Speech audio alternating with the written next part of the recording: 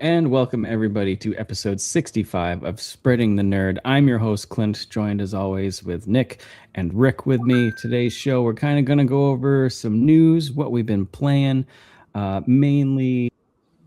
I could have double reverb there. Hold on. There we go. Me too. Sorry about that. So we'll also be going, like I said, news, what we've been doing this week. And our main topics are most likely going to be on the PS5 price hike, boo, and the Xbox partner preview, and see what we think about all the games there.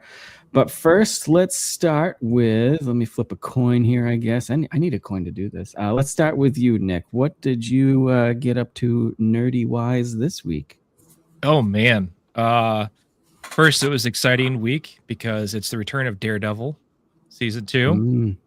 Pretty good first episode. I actually had started season 1 a long time ago and I kind of fell off, and then knowing like out of the blue someone's like, hey, Daredevil 2 is starting again, I'm like, oh my gosh, I got to go back to 1. So I literally went all the way through it to get ready. So it was a nice little lead off into season 2. Excited about that.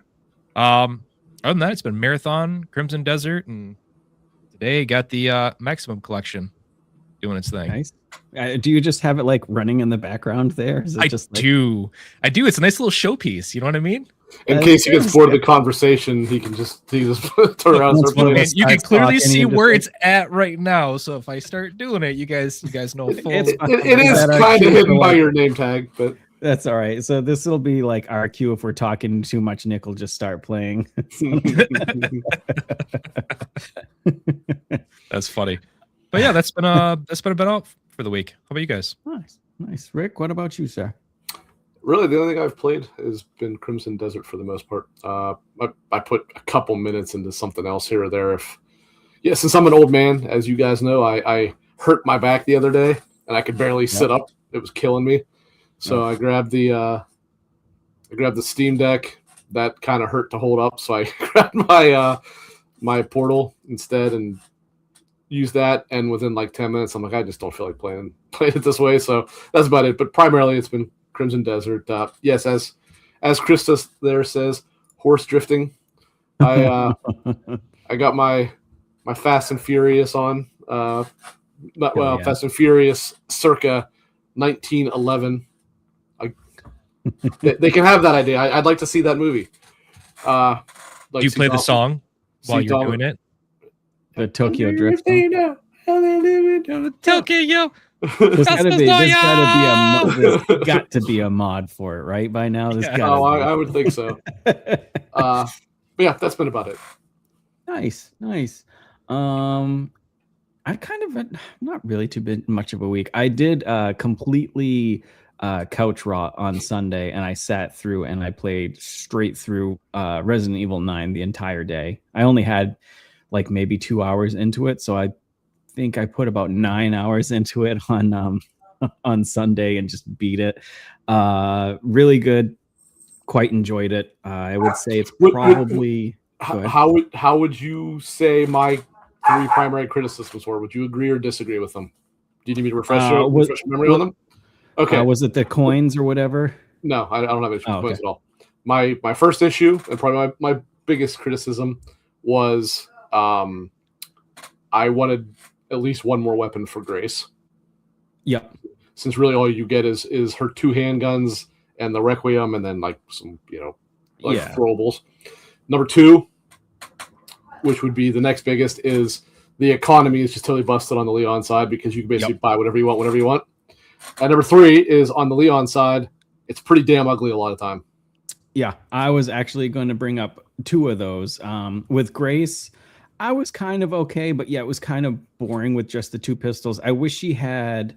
I know you can just a shotgun would be shotgun, maybe something. I just wish she had. I know you've got the thing that you can plunge in if you sneak up on somebody and it makes them explode or whatever. But you got to make it. It would have been nice if she had some kind of tool where if she did sneak up, she could just like, I don't know, take their heads off with like piano wire. I don't know.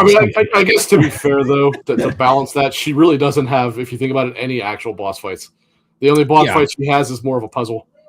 Yeah, I mean they had they have like massive like things chasing you or whatever, but in that one scene. But it's yeah, it would have been nice to have some extra, but it wasn't too much of a thing for me. You had mentioned the credits or the currency for Leon, and when I first got to there, I was like, oh, this is what Rick was talking about, and noticed immediately you can basically buy whatever you want whenever you want. First time I got to the upgrade thing, I upgraded like 3 of my weapons almost max. The first time I was like, what is this? So it was a little bit too much there. You definitely felt I didn't feel any type of like scared of my bullets being empty or anything like that. It was like it all went away. It just was like I went John Wick on everything. So yeah, that, and like you said, I did notice as soon as it went to like bigger areas, which of course graphics are gonna get a little decline, but it was like really bad in some spots. Well, and specifically the denoiser is really poorly done in a lot of areas. Like it is in some areas some of the worst shimmering I've ever seen in a game. Yeah, it was rough. But those are probably my biggest criticisms. One thing I did struggle with though, for some reason, and I had to play around with the settings at first, I couldn't aim for shit in this on a controller. For some reason, I just couldn't. Well, it's because they move a lot.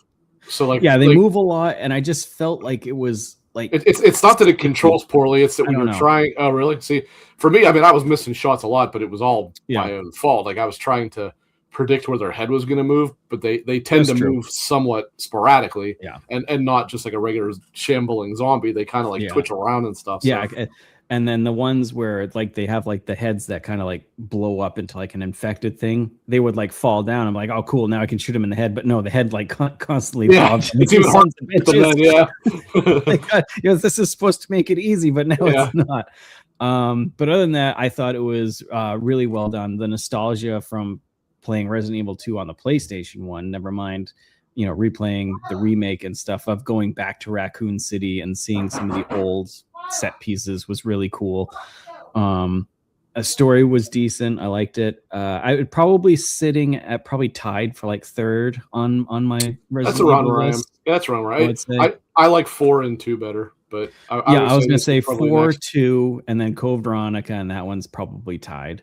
I do think that when we get this remake, if it's done right, I'm pretty sure Code Veronica will definitely go ahead of this.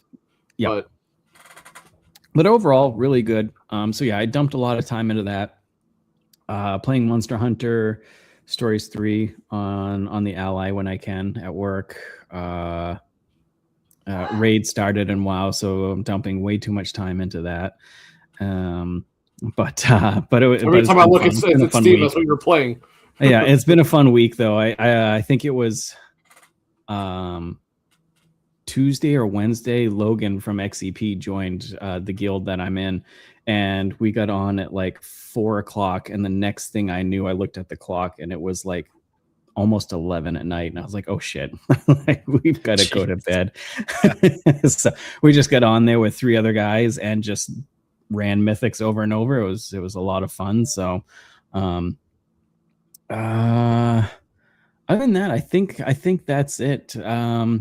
Nothing else really. I didn't go to the movies or anything. I didn't really watch anything. Yes, you did. What movie? Well, I went to Project Hail Mary. I did see Project Hail Mary, which is amazing.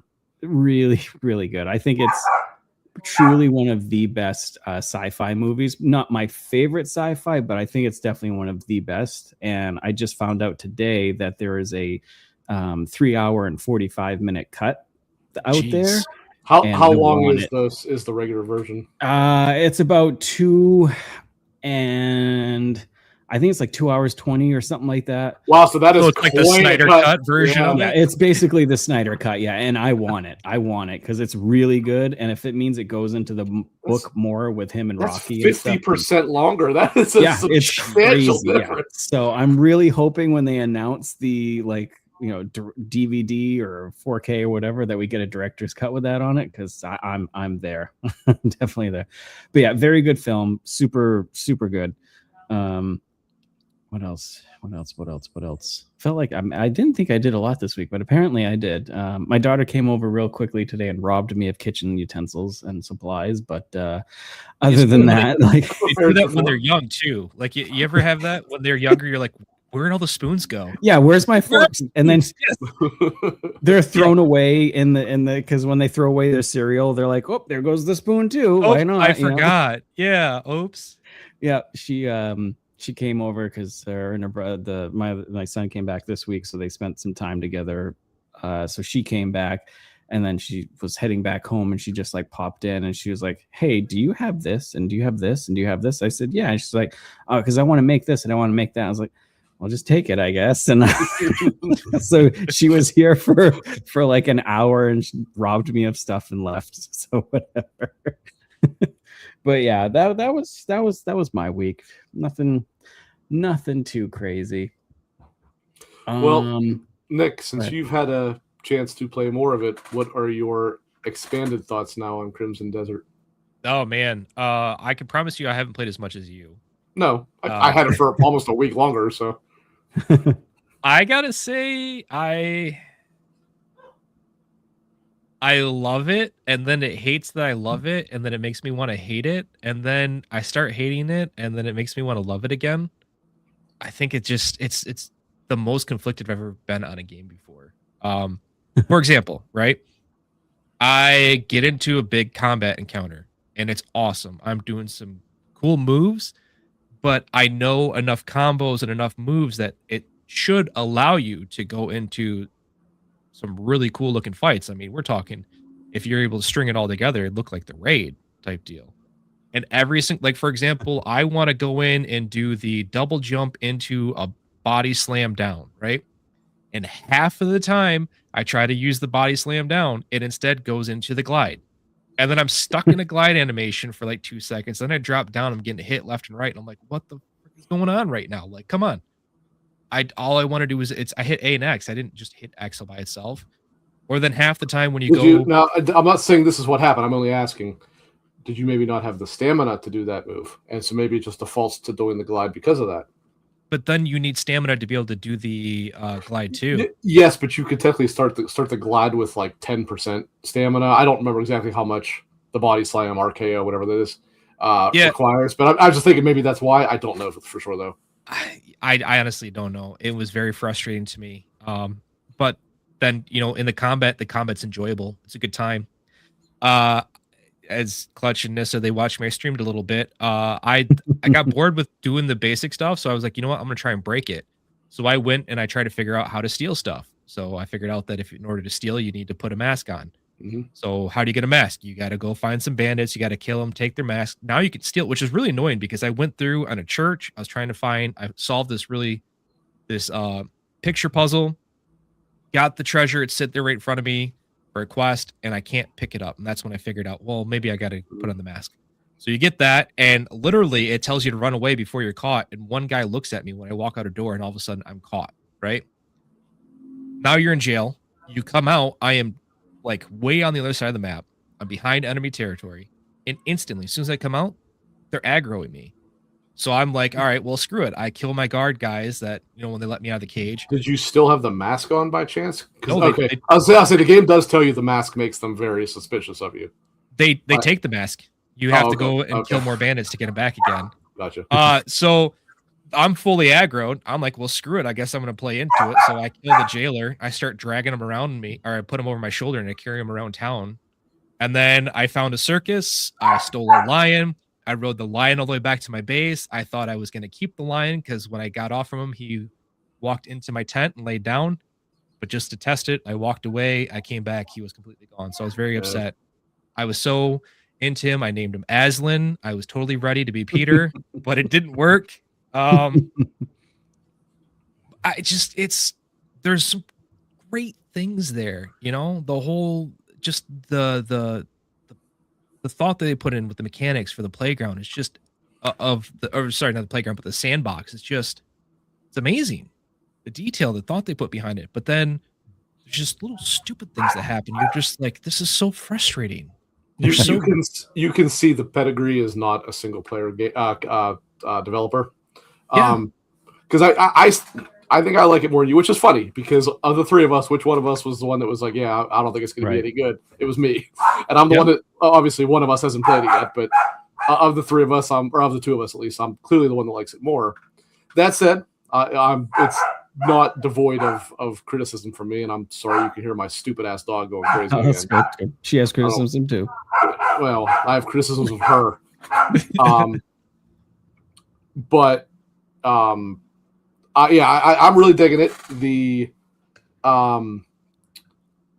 combat is good and really half baked at the same time. Like you've got a lot of moves. That's really good, but it's like they put all the time into making the moves and all that stuff, and like no time into actually making your enemies, except for the bosses. The bosses are a different story altogether. And I actually grew to kind of accept that, which is that you're supposed to be almost like a borderline superhero, just mowing down these legions of enemies. But then the bosses, really step up their game. And I will say it's not like you can't die, because they do actually. It's based on numbers as opposed to like you're not fighting a Dark Souls enemy, you're fighting like a Dynasty Warriors army almost instead, right? Like it's a bunch of nothings, but the nothings together amount to something. But I will say it is probably the best game since, well, KCD2, which is only a year ago, I guess, but you get my point. In terms of like giving you the thrill of exploration, which is something that a lot of games lately have not had. And I would include Bethesda, and I'm not even just saying Starfield. I would say Fallout 4 didn't even have anywhere near like the thrill of exploration that like Oblivion had. Whereas this, outside of KCD2, is probably the closest I felt to like actually enjoying just going out and exploring the world. Even if I don't find anything, it's fine. I still saw like a new mountain or something, you know what I mean? And it's like they did a really good job with that. And something that kind of is a bit of an enigma, and Nick and you and I were talking about this. It is both breathtakingly beautiful and unbelievably ugly at times. Like the vistas are gorgeous when you're just standing out there looking out over the wide expanse and seeing a mile in the distance. It's amazing looking. When you are in maybe a castle or a more upscale residence or whatever, there's a lot of things there. There's a lot of pictures and candelabras and stuff like that. But God, it's a technical mess. Then it's super shimmery, super noisy, unless you run it on DLAA, which is, even on my computer, not really feasible to do. Right. But even, native, it doesn't look good. It actually looks better in DLSS quality than it does in the native image. And it still does it like crazy there. DLAA is the only way I've seen to not actually have it do it. But again, unless you have a 5090, that's probably not a realistic opportunity. Right. It's basically super sampling, I guess, is how it works, right? It renders it at a much higher resolution and then downscales it as opposed to the inverse. So if they could kind of like fix that and fix the noise, that would go pretty far in fixing some of the more ugly areas of it. But I will say the animations are very good. They really did a good job with it. They're all very smooth, they transition really well too, right? And this most recent update did fix some stuff. So, this is all fairly early criticisms. Like some of this may very well get addressed in time because they are hard at work on it pretty clearly. But yeah, so I just want to see what you thought, because I knew we were a little different in how we were feeling about it. But I do wonder how much of that comes into one of us being ultra excited for it and one of us being unbelievably skeptical about it. Well, okay, so I want to put out there that I don't actually hate this game. Like I still want to play it all the time. Yeah. My opinion on it is it is the greatest 7 out of 10 of all time. And I would actually probably go along with that. See, I rate it higher, but I do believe a 7 is the actual proper score for it as of right now. Yep. In a year, this could be a 9.5. But right now, I do agree that a 7 is probably... There's just the small things that lead to frustration, and you're like, but part of it is because they have so many different things. I mean, like when you talked about, you spend 30, 40 minutes walking around, maybe not find anything, but I guarantee you come across 6 or 7 different mini games. Sure. Yeah. Easily. Right. There is, it's pretty well known at this point how big the map is. And I mentioned, I guess it was last week, so it came out last week. You don't realize how big it is until you're actually playing it. Like, you've seen people, load up the map when they're playing it. When you yourself are actually playing it and you are able to correlate how far this distance is from this distance, and then you get up in the what's it called, the abyss or whatever it's called, and you look down and you see that area, and it's this much of your entire view, and you're like, God damn, it really is. It is probably 3 times the size of Red Dead Redemption 2's map. It is probably that big. That's crazy. I am really intrigued because I saw an article today where they did a interview with the developer, and they talked about adding co-op as part of DLC. Somebody was talking about co-op. I didn't realize that was them talking about it, though. Yep. They put it out there. Interesting. I could see like a mod for sure, but for them to do it, They also were talking about a Switch 2 port, and I did hear that. If they could do it on the Series S, they probably could do it on this. It would just be heavily based on the DLSS. Yeah. I can play on the Ally, and that, right. I mean, granted, it's going to be the Ally X. I can play in it. It looks decent. It's not amazing, but it still works pretty well. I would rather use the Steam Link than native, but Well, certainly, I mean, because you would I imagine to get it running on there, you probably do have to nuke a whole lot of the graphics effects, which is kind of what. Yeah. Not so much the medium to high, but you said you had to turn off like advanced weather effects and stuff, right? And that's that is a major part of, and certainly the ray tracing is a major part of the visual identity of this game. So, yep. But actually, one other thing I didn't mention this last week, and I don't know why, because it is a major element of this game. It is something that I always respect in like these kind of open world RPGs. This game has a lot of systems, and I love systems. I love when you get a bunch of different systems that integrate with each other. It's part of what I thought made KCD 2 so darn good, was how much every little thing affected every other little thing. There are so many systems in this that at this point I haven't even remotely, like, I don't even know how they work yet. I still can't eat like I'm probably about, I think instead about 3/4 of the way through chapter 3. I'm kind of pushing through that until I can start doing like the caravans and stuff like that to try and make money for my camp or whatever you want to call it. And I assume I can do that at the end of this chapter, but as of this point, I cannot yet. And I'm like, man, there are, I've seen people talk about, a Fighting Cowboy, for example. I've seen what he was talking about, and I'm like, there are so many systems that aren't even remotely introduced to me yet in this game. And it's like, I'm already to the point, I'm like, man, I don't know how to do this, or this. And there's all of that to go yet. So, but I like that. I actually really do like that. It kind of gives a game like this a lot of longevity for me. So I am pretty happy with it. Again, I won't say it's perfect. There's certainly some areas that I could see some improvement in, but so far I'm pleasantly surprised with it, which the fact that it's something I've played for a week. Probably. You were very cautiously I wanted cautious I wanted to like it. Like, it wasn't me being negative because I didn't care. It was me being negative because I'm like, I just don't believe. I just do not believe. So many times. Yeah. Yeah.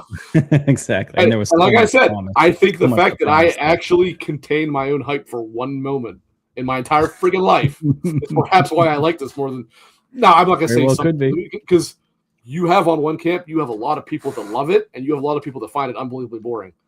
Which I think that even in 5 years, that's going to be what this is. You're going to have a camp of people that are like, yeah, this was the next step in Western RPGs.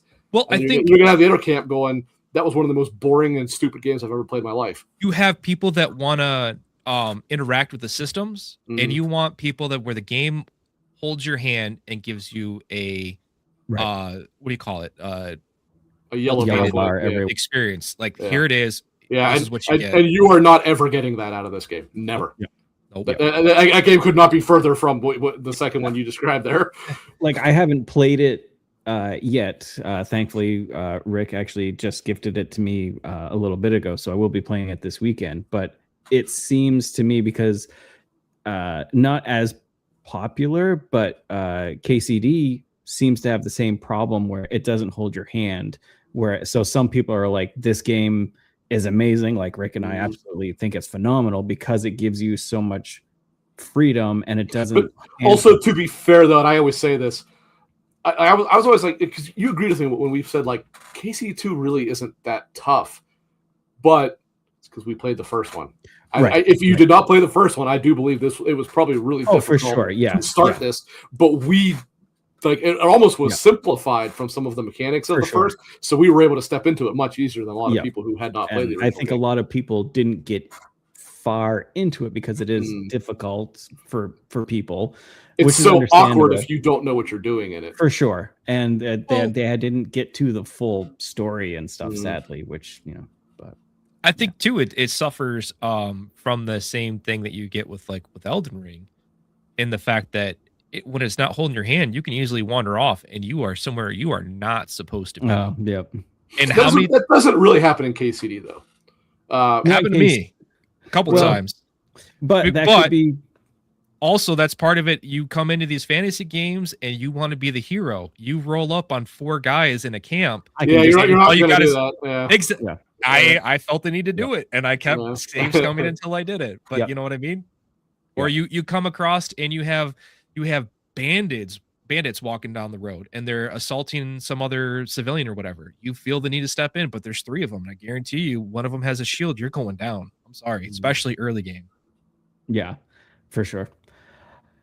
Yeah, so I'll definitely jump into it this week. I'm glad to hear what you guys have been saying about it. I think I will enjoy it from what I've seen, and it does seem like the developers are listening. So like Rick said, in a year from now, year and a half, this could jump from a 7 to a 9 and something spectacular. So definitely. Yeah, I mean, this patch we got excited. on what day was it? Was it Tuesday, Monday, Tuesday, something like that? I think it was Tuesday. I think like a lot of that apparently was input from people reviewing it and then telling Pearl Abyss, we think you need this, and they actually that's so they implemented that, plus obviously people saying things, but the reality is you can't really make a patch like that in 4 days. So it was pretty clear that was input that they got from the reviewers, and I think it was Luke Stevens confirmed this, that almost everything that he saw that's in it was stuff that reviewers were telling them, like, you probably need to change this, and they just managed to get it done pretty quickly.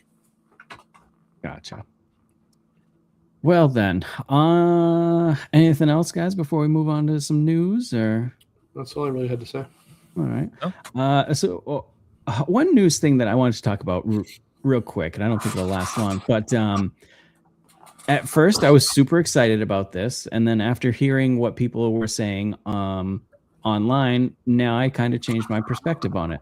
So it's no surprise that Nintendo came out and was like, hey, Star Fox McCloud is coming out to be in Super Mario. Now, when I first saw this, I sent it to you guys in our text. I sent it to Discord, and I was like, hell yeah, super excited to see some Star Fox. But then I started seeing people say that like they shouldn't have done this. They should have left it in there as a surprise, and because people are going to go see Mario. I thought you meant they were saying they shouldn't put it in the movie. You're saying they should not have revealed it. They wanted it to be a surprise so they could be in the theater and be like, holy shit type of thing moment. And now they're kind of expecting it. And now that I'm thinking about it, I'm like, yeah, it's not like they had to put out Star Fox to try and get people to come in. Like, people are going to go see Mario. Like, so now I'm thinking about, I'm like, yeah, it would have been pretty cool to be in the theater and all of a sudden Star Fox comes out. Like that probably would have been pretty damn awesome. So yep. But what are your thoughts on that? You guys excited for Fox McCloud to come? I personally, I'm pumped. I love Star Fox 64. I'm excited. Yeah. I hope that they showed us Star Fox, but in the back we get Falco and Slippy, and I gotta get Slippy in there. You gotta do a barrel roll in there. Exactly, that's what I'm saying. You need the Slippy. But I mean, otherwise, I get where people are coming from. For me personally, I don't know. I'm kind of conflicted on that, because I guess for me, people would have seen it in theaters, and I would have seen it pop up in my newsfeed, and it would have been spoiled within the first week or so. Yeah. So. Granted, my son's getting to be old enough that I might debate taking him to this when it comes out. Right. See how that goes. It's his first movie theater experience, but nice. Overall, it's awesome he's in there. I guess I can see why people are upset about it, though. Yeah, once people started talking about it, I was like, oh, yeah, I guess so. But like you said, it's going to be the initial people, because it's going to be all over the place. It'd make me go from waiting for it to come out on home release to like, ooh, I kind of need to go see this in theater now. I'm not gonna lie. Yeah, so I don't really care at all, because I didn't even see the first one. I've heard it's good. Maybe I'll watch it one day, but as of this time, not. However, I will say, to answer your question, I think my perspective on that would come down to one major element. Does he have a major role in the movie? My guess is he does not. But if he does have a major role, then I don't think it's a big deal at all that it was revealed. If, however, he's more of a like blink and you miss it, kind of wink and nod, then yeah, it should have just been left as a secret. I know you got Glenn Powell. I was just going to say, I think he's going to be in it. That's what I'm saying. The fact they announced his voice actor, maybe he's in it a little more than we're thinking. I was going to say, because that's what I thought too when I first saw it. I was like, oh, maybe he'll just like pop in for like a quick 3-minute thing, but it does fly in, shoot Bowser's or Bowser Jr. I don't know which one it is. But now that Glenn Powell's attached, I feel like that is going to be a bigger role. Hear me out. Okay, he has a small part. And he comes in, he does it, and then all of a sudden, at the end credits, they're doing a Star Fox movie. Or it's the first piece of the Super Smash Brothers Ultimate cinematic universe. You know what I mean? Oh boy. Hey. People are going to be reaching. I guess supposedly it was leaked. It's not confirmed yet, but that there is a Star Fox game in development as well as some other Nintendo titles, which until it's confirmed, I won't go into some other Nintendo titles. The biggest one by a mile is the Zelda thing. The Zelda one. Some other Nintendo titles. Nintendo, it's fine. Bury the lead, fantastic. That'd be great, but I don't know. But keeping with Nintendo news, beginning in May 2026, starting with the Yoshi and the Mysterious Book, new Nintendo published digital titles exclusive to the Switch 2 will have a different MSRP to the physical copies, which is a $10 difference. I think Yoshi is going to be $59 digital, and it'll be 69, yes. And $69 physical. Now they did say it's just Nintendo published ones, so I don't know if we'll see other companies or developers or publishers pushing for that, which they probably will. I think they will, but I'm not happy about it because I think people are going to get greedy, or not people, but other companies are going to be greedy, and they'll be like, they can do it, why not us, type of thing. And there's something to take into consideration here. Are they charging $10 more for physical, or are they charging $10 less for digital? Because it actually might be the latter. In the case of Nintendo, I'm not talking about anybody else that does this. Right. It might be the latter, believe it or not. Because I thought about it, and I'm like, I'll bet anything they were going to charge $70 for Yoshi. So I could, but you never know. I mean, Donkey Kong was also only $60, so it's tough to say. But I will say, as long as you don't go too crazy with it, I don't mind it if it means A, you're making a physical version, and B, and this is the big if, make sure that physical version is not a Game Key card, which Nintendo did say they've seen a lot of the criticisms about that. But it's also Nintendo, who will do anything to squeeze an extra penny out of you sometimes. So I guess we'll see. But if they do that, I'm like, all right, I generally don't mind it, because the reality is at this point, denied as we might try to, the physical collector market is the more collector market. Yep. If this is the only way that we continue to get physical items that aren't coming from limited run games, then I'll take it. I will take it. Yeah, I can get behind that for sure. Yeah. I just don't want and this one's only $59 to $69, so that it's still in the same price range. Right. I just don't want to see Xbox and Microsoft being like, oh, well, now we're going to charge $70 for digital and $80 for physical. That's what I don't want to see. Xbox almost couldn't, because half the time they don't have a disc in there. So come sometimes they do, but not always. Next console. Yeah. God. I tell you. What about you, Nick? What do you think about the price hikes or D hikes, whatever? D hike. Yeah, I just checked. It doesn't affect me. I don't have a disk drive on my PC, so I mean, no offense. Yep. I mean, I get where slippery slope and stuff like that. I thought about getting one just to rip all my physical. That's why I have it. I have it to rip CDs. But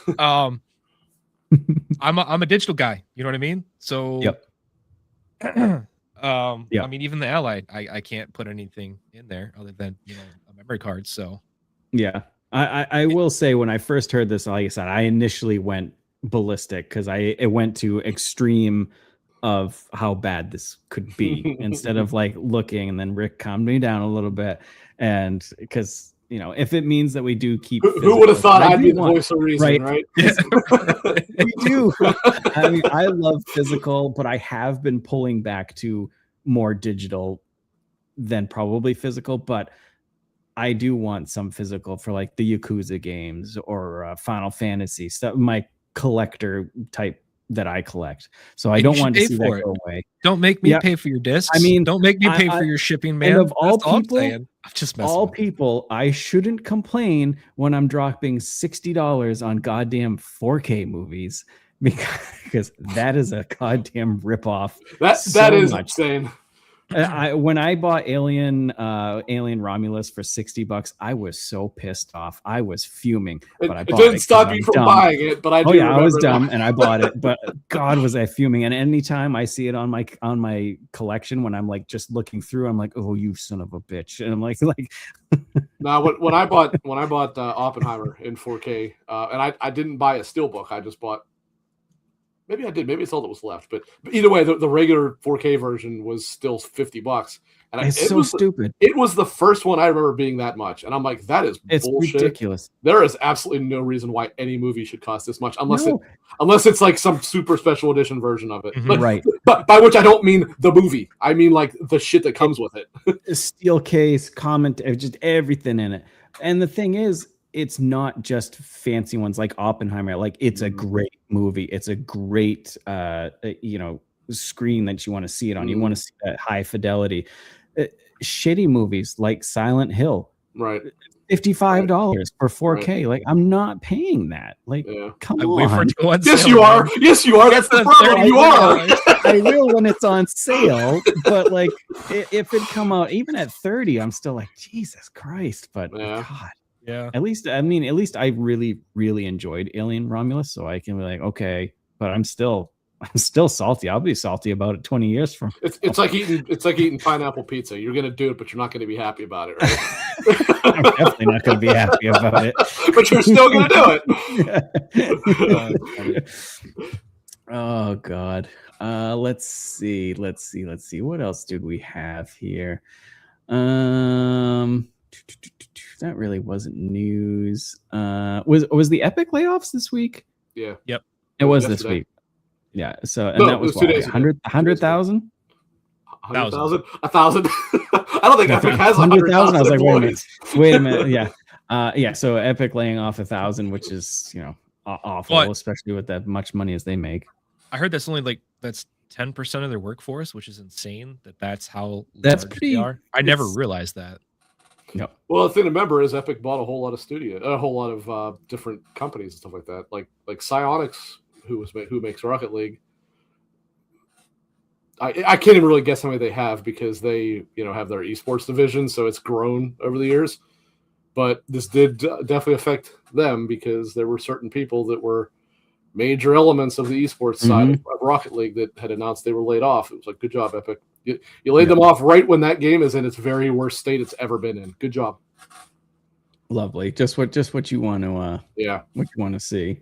Yeah. I saw a post, and I want to say it was the lead code guy, the guy that basically keeps it all going in the back end. He's been there since 2015, and he was let go. Which is insane. Yeah, it was the Fortnite. I know what you're talking about. I forget what his role was. And like, how much money did that guy bring in from what he's done? And I do want to point this out. I see Clutch mentions about what Tim Sweeney said, and I know it is what he said. In the last, was it 2 years or so that we've been having all these, Tim Sweeney has never taken one penny of a pay cut. Keep that in mind. Yeah. He has never. I'm not saying they all have because Phil Spencer never took anything that I'm aware of. Right. Jim Ryan never took anything. But be a leader. At the very least, I understand layoffs do have to happen sometimes. I get it. You have to also sacrifice when that happens. And Tim Sweeney has not sacrificed one freaking penny. He has not sacrificed one penny. Yeah. And like I'm sure he could give up a few grand and be quite all right. Oh, I'm sure. I'm sure. I mean, okay. I from a business perspective, not to say that I like it, right? I can understand sometimes when layoffs happen, right? For sure. To a certain degree. but there are sometimes you see the positions that they're laying off, and it makes no sense. Right. No sense. Yeah. Why this person? No, again, I'm not advocating for anybody to be laid off, but why? Like this guy specifically, the Fortnite guy, the money maker, the guy that has been single-handedly we won't say single-handedly because it takes a village, but one of the main architects of that game, keeping it going forever. You're letting him go, and you're just going to plug him in with someone else. I mean, there probably was. He probably was not the only architect. That's not to excuse them getting rid of him. No, and that's what I mean. He obviously is an important person. I'm not disputing. Well, I said it takes a village. But Yeah, it's not like it's not like they got rid of the only architect they had. One guy in the closet, So now everybody else is like, what do we do? I don't know how to run this. Exactly. But no, I do agree. It's like, yeah, you're getting rid of the people that are actually making the shit work for you. It doesn't make any sense. Right. Yeah. And it's just like the other thing too is that it's not like they're slowing down. Like, for example, if we're to go back to like the Battlefield layoffs, right? To a certain degree, that made some sense because you are now into maintenance and upkeep for live service. Right. With the buyout, you probably don't have a new. Certainly the ones that did the campaign. I mean, there's not much more for them to do, right? Right. Until they start gearing up for a new game, and they're not going to do that until the new company comes in. They has a year or two to look at the books. Right. So as much as I hate it, that made sense. This just doesn't. Yeah. At all. Yep. No, it like Nick said, I hate to see it, but when a game releases that was a huge game, like let's just say Crimson Desert or anything where there's a shit ton of people working on it, there are certain people that used to work on it that just are not needed anymore to keep it up. So when a new game comes out and they're like, 10 people were fired, 10 people were let go, it's like, it sucks, but I think they know that and probably have things hopefully lined up to go. I will say too, you notice that a lot of these mass layoff announcements are always about the same handful of large companies. Mm-hmm. You don't really hear about this very often in Japan. I'm not saying you never do. Like there's been some. Right. Well, but I think it's because America's too expensive and they insist on being on the West Coast. Well, it's not just that. It's like you go to small teams for when they start like speccing, when they try to figure out when they're play testing, and then they hire up probably way more than they need to do because they spent the last 3 years trying to figure out what the game looked like. Now they're in the last 2 years trying to get out the door, so they go overly big, and then they have nobody. They can't afford that large size after its launch. Whereas I feel like over in Japan, you don't see the mass hirings. You also don't see the mass firings. They stay a consistent size across the board. Right. And I mean, not that it's the only reason, but Japan is also nowhere near as expensive. True. To develop in. Right. To develop stuff. It's why, I mean, obviously Embracer had mass layoffs, but it's because Embracer tried to buy the entire world over a year. Yeah. But like, look at, for example, I mean, we mentioned KCD. Look at Warhorse. They're not a big studio that much, but like they're not having these kind of issues. Their game's out. Their game's done, right? They're not. I mean, they might be releasing more patches for it. We don't know, but they're not releasing any more like major updates. But they're not laying people off because it doesn't cost like absurd like cost of living to live in whatever part of Czechia they're in. I think it's probably Prague, but I'm not sure. Like I think it's Prague. Yeah. Now, obviously, yes, the United States is obviously no matter where you are is more expensive to live than Prague. But they also insist on being in San Francisco and Los Angeles and stuff like that, like two of the most expensive cities in the entire country to live. Or, Bend in the weird Oregon, but Oregon's not cheap to live in either. So, like, get the hell off the West Coast. That's not the only answer. I mean, there's way more to it than that, but that is a major element to it. The offices, too. I mean, it's probably as great as it is to work in there. Some of the what was it? I go back to Bungie. They did all those massive layoffs, but they just spent I don't know how many millions of dollars on a brand new studio when they were going to start forcing people back to work. Yep. It was over the top, ridiculous. Yep. But yeah, I mean, we never want to see it, and sometimes it has to happen. But like when it's huge layoffs, and then you've got somebody like Tim Sweeney sitting there, like show something. You gotta like. Yeah, this sucks for me too, but apparently it doesn't. Let's see. Let's go into. Yeah, let's just go into the PlayStation. So, Of course, the big Sony news this for, week. For bad news to badder news. bad news to worse, like out of the frying pan into the fire type thing. I was gonna go into the Xbox showcase, but I was like, no, let's leave that for kind of That'll like be the longest happy one. ending. That'll also be the longest one for sure. Yeah, so I was like, let's do that. Yep. Bring it down before we bring it back up. That's right. That's right. Bottom out real quick. Here. Yeah, don't worry. We'll end on a happy note. So starting April 2nd, which is next week, Sony announced that the PlayStation PS5, the digital, the Pro, and the Portal will also be seeing price hikes. The PS5 will be going from $549 to $649. The PS5 digital will go from $500 to $599. Jesus. The PS5 Pro will go $749 to $899, and the PlayStation Portal is $199 to $250. So yeah, April 2nd. This is the last week for you to get a PlayStation on the cheap. In all seriousness, if you want one, find a way to get it before the 2nd. Get it don't pay the higher now. prices. If you want a Pro, trade in your PlayStation regular now and go. Sell semen if you have to. Just find a way to buy it this week. So this, I don't know if that's the same market value you used to, but you know, hey, right? I don't know. I'm not judging. I'm just saying. That's a lot. I'm saying, find a way. Yeah, it's just shitty, and like this is its own thing. But I am just tired of this console generation just going up every like year. And of course you hear it from everybody. It's like, oh, Pepperidge Farm remembers, you would wait a year for a console and then it would be $50 cheaper. Or now if you wait a year, it's $50 more. Or obviously more. So yeah, it's no longer bad to be the beta tester of the console. Yeah, no, yeah, exactly.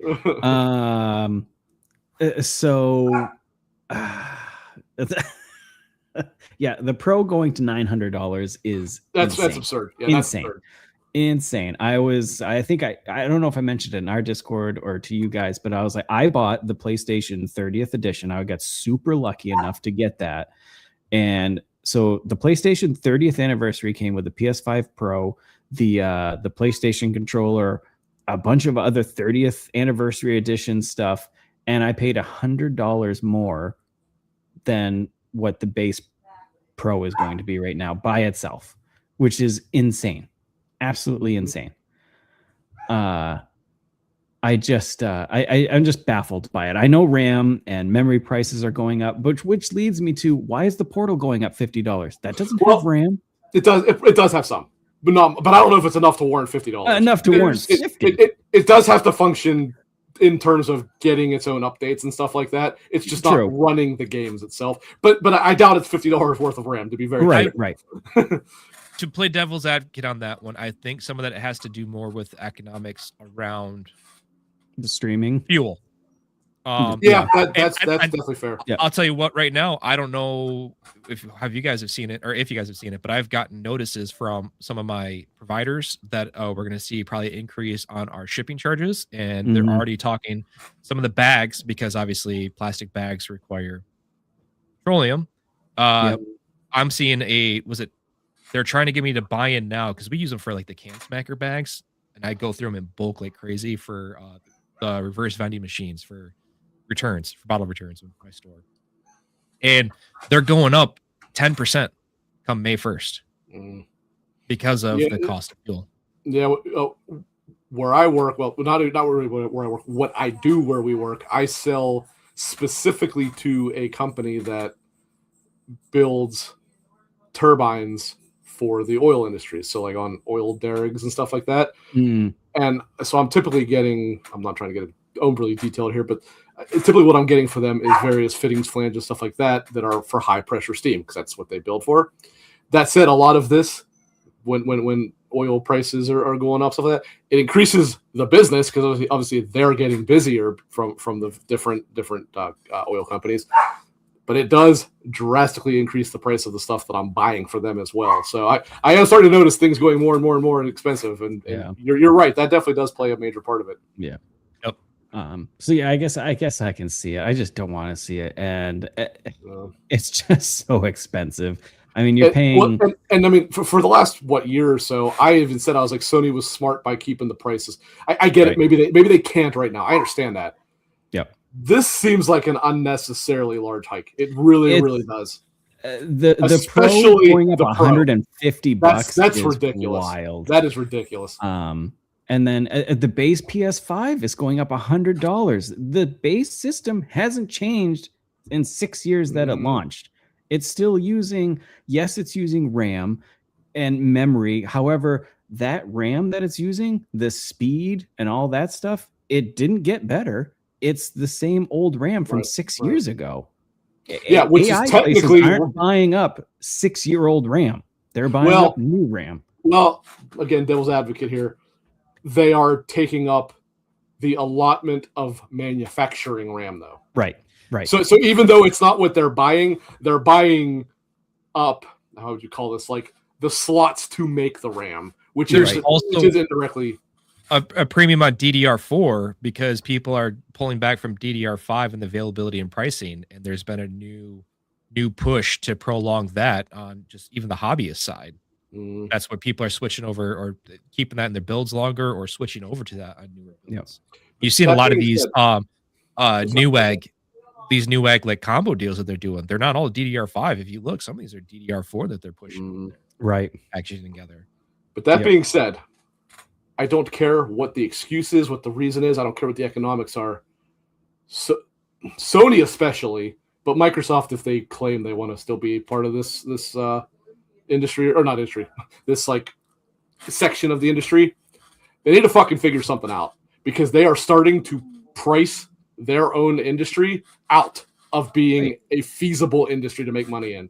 They need to figure something out. And if it means, so be it, the PS5 is for the next fucking 10 years from now, then it is what it is. Because if you keep raising these, you're already at the point now that I can't imagine anyone's going to buy a PS5 that hasn't already bought one. Because if you hadn't bought it, why hadn't you bought it? Odds are you probably couldn't afford it, right? Or just simply didn't want it. Yeah. And so the second thing, maybe there's been stuff that's come out since that maybe make it want it. If you couldn't afford it before, you sure fucking can't afford it now. Right. Yeah. It's like Alex said in chat. It's not a. It was an expensive hobby already, and now it's just becoming a rich man's hobby now. Exactly. It's becoming someone that works a lot or has a fantastic job or something. It's not just like anybody can just go home and do this now. It's not, especially with everything going up. So it's just they need to figure something out because they're basically going to put their own like subdivision out of business if they don't figure this out soon.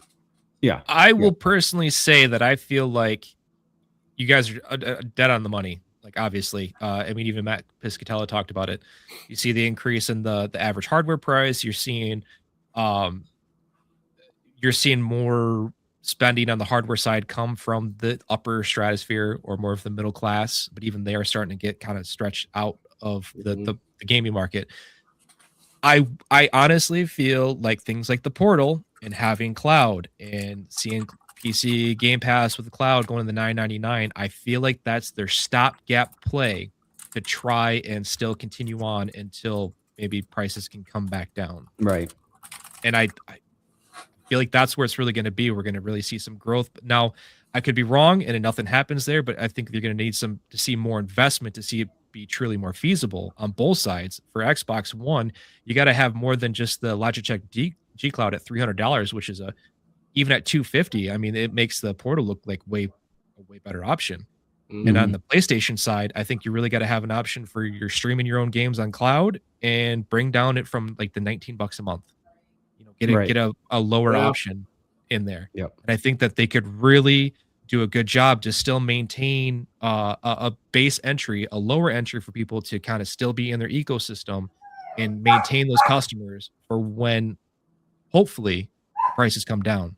Now, I will say, I feel like I am, what's his name? Scotty from Eurotrip, right? In that scene where they're in the bakery, I didn't see your trip. Never mind. I watched gay porno once. I got halfway through it. The girls never came. All right, someone clip that, and just clip it. Yeah, that's definitely that is it. That is the next short for this channel. Right. I feel like that is me with pricing since COVID. Every single time the prices go up, and I keep thinking, let's hold out. The prices are going to go down, and they don't. They just stay there or keep going up. Yep. Yeah. And yeah, that's the thing. It's like people are waiting for if 2 years from now, all of a sudden RAM goes down and stuff, the Pro isn't going down in price. Right. They're never I guess they're never going to drop it, but they're not going to drop it along with the RAM. To that. Right. So, that being said, with these price hikes, I think now I speculation or whatever. I think now the GameCube, once they now see that what PlayStation's doing, I think they were waiting for them to do some type of price or if they were going to stay. I think within the next few weeks, month or whatever, we finally see a price for the GameCube and they can come out and say like, yeah, it's going to be $900, but it's also the same price as a Pro. Right. Yeah, you might be right. I don't see $900. Yeah, I don't either. I think to be clear, I actually think it's going to increase, but they may have done what you're suggesting. They may have Sony may have just priced the Steam. What's the actual name? Is it the Steam Cube or Steam Box, whatever it is? What is it? We always call it the GameCube, but that's not what it actually is. They may have actually priced it into relevance. Not that it wasn't. Not that it was irrelevant. You know what I'm saying?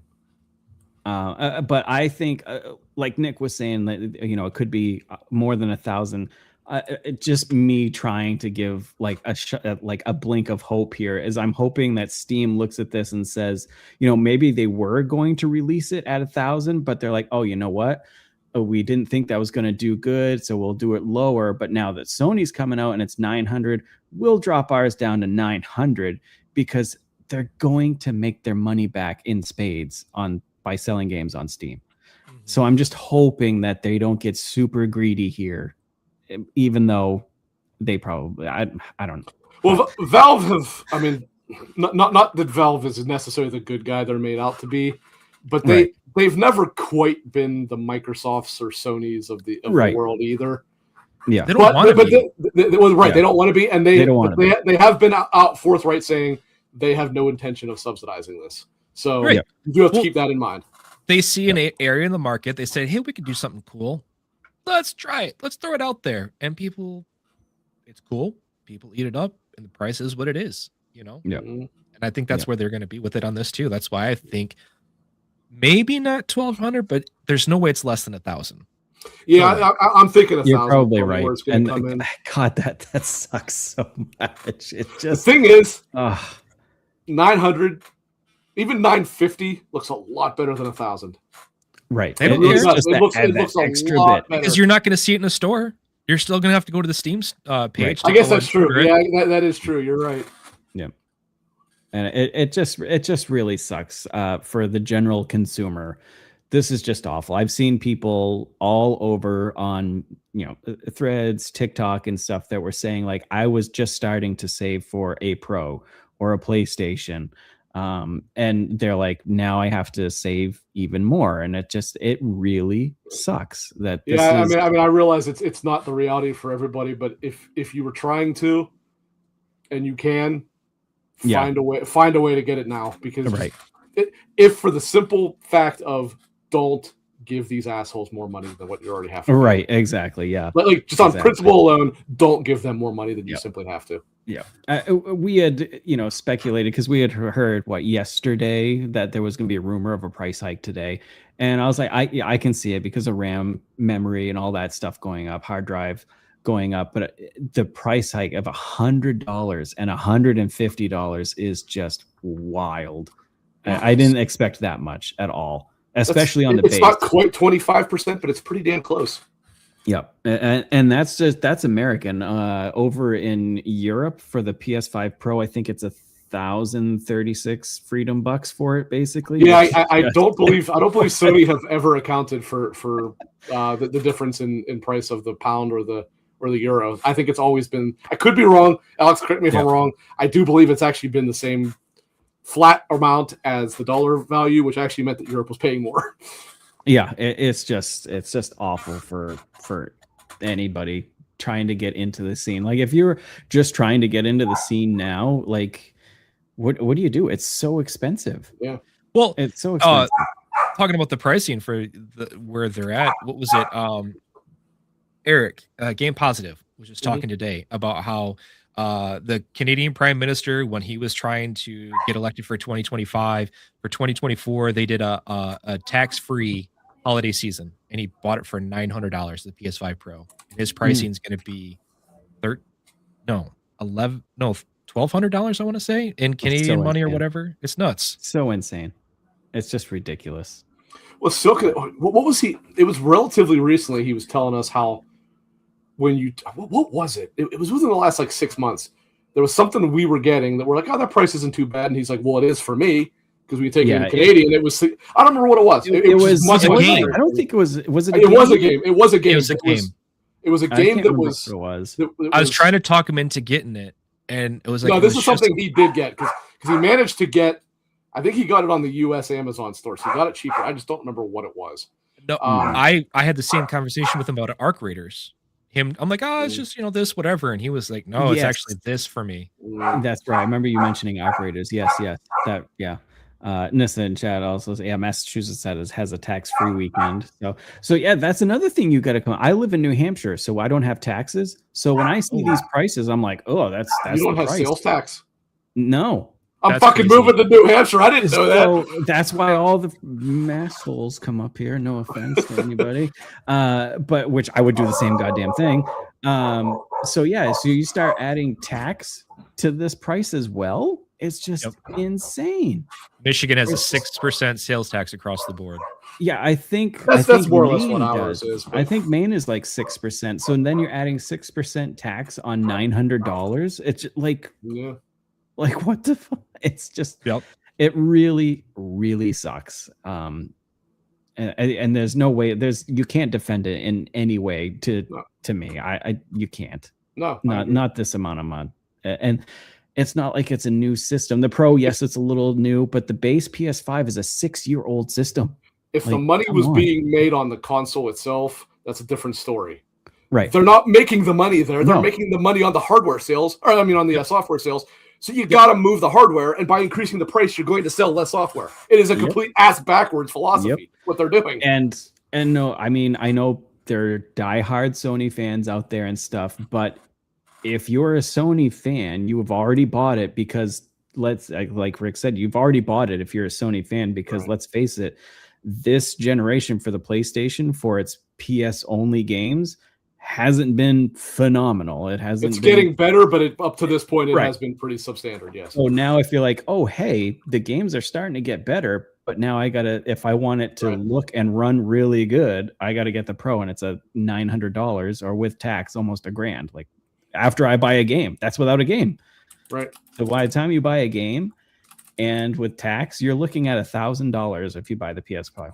It's just okay. So. I'm just going to put this out there to the panel. Okay. Do we see a price decrease with GTA 6? And how much do you think it will be? If they're smart, but do we think Sony is smart? I don't. Not anymore. Do you think that PlayStation goes down in price with GTA 6 comes out? Yeah, for the holiday. He means. I actually do, but I would only see like $50. I don't know. That is a tough call. I see it maybe being the only way I see it even staying the same. I don't think it'll go down the price. Is that GTA 6 comes with the Pro? See, I don't see Take-Two having. But I don't. Yeah, anyone. I don't see Take-Two doing. They don't need to. No, exactly. It'd be stupid. Yeah. No, I do. But I could see Sony doing for Black Friday $50 off, right? Not including Grand Theft Auto though, but to push it as what you buy with Grand Theft Auto. Yeah. And how much are they going when GTA 6 comes out? How much are they going to push the Pro, being like, look at Pisser 2.0 compared to the base? And people are going to feel left out, of course, FOMO type of thing. And Yeah, it just I don't like You it. think they I work don't know. extra hard? They are. There's no question they are counting on selling units this year when GTA comes out. Of course. What? GTA's in November. I'm forgetting that. I'm thinking it's October. Maybe November. not. Honestly, it might release too late for them to do much about it. It's tough to say. Yeah. Yeah. I'm thinking it was October. I forgot it's in November it releases. Mm-hmm. Yeah. So it will be around Black Friday, but also to that same point, are they just going to be assholes and be like, well, people are going to buy this anyways because it's GTA 6, so we're keeping it at 900 because. Well, the Pro, I don't think they'll discount the Pro at all. I'm just talking. I don't think so. Version. The base probably will. I could see them try to do something. The Pro, I think the Pro is where it is for now. Yep. Yep. Which it really sucks. It's awful. I hate it. But anyways, yeah. If you have the means, sell something. Maybe try to do it. Get it this week if you want it. Just really on principle badly, alone, try to get it. Do now. it this week.